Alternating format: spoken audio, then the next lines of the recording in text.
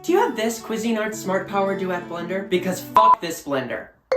It's a fine blender. It comes with a food processor attachment, and we managed to get a few years of use out of it after it was given to my roommate because the food processor attachment is broken.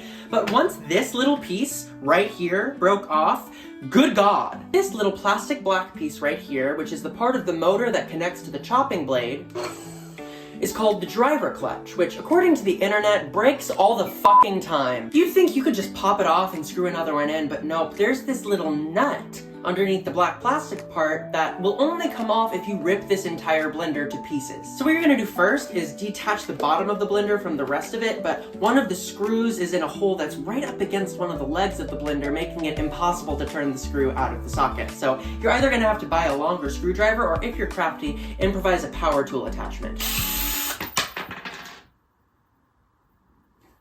Not like that, though. Am I bleeding? Once you got the bottom off, don't celebrate yet, because then you need to hold the other end of the motor that the nut is attached to with a screwdriver, and then hold the nut with a pair of pliers and screw it until it comes off. Except the screwdriver doesn't work, so you're gonna try a wrench instead. Except the wrench doesn't work, so you've actually got to grasp the sharp fan blade that digs into your hand instead. But the fan blade has this annoying paper shell around it that to me feels like it has no purpose other than to make it more difficult to grasp the fan blade. And so you've got to take these tiny little staples out of the paper casing so that you can get that off. And since you're here, you may as well just unscrew this entire deal and the motherboard from the body of the blender, because no matter what you do, this nut will not come out. Once you have the dismembered corpse of this blender scattered across your kitchen, then and only then will you use every ounce of strength in your body to rip this nut from the blender. I recommend using a rag to grasp the fan blade, because otherwise it's so sharp it might dig into your skin and make you bleed. I say this with full seriousness. I hope you get this nut off quick.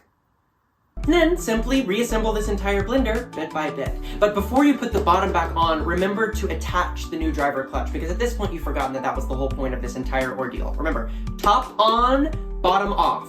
This blender is a really great example to me of planned obsolescence. Planned obsolescence is a manufacturing tactic, or a sales tactic really, in which a manufacturer creates a product that they know will break eventually, and they make it impossible or horrifically unbearable to repair it, leaving you no choice but to buy a new one. In fact, every tutorial I have found on how to fix this issue, none of which are on the Cuisinart website, by the way, their comments are full of people saying that they have the exact same issue. Planned obsolescence is the reason why tons and tons of electronic waste sit in landfills, tainting the land and poisoning the local wildlife. So yes, I could have just bought another blender, but I didn't want to, because this one should just work and be easy to fix.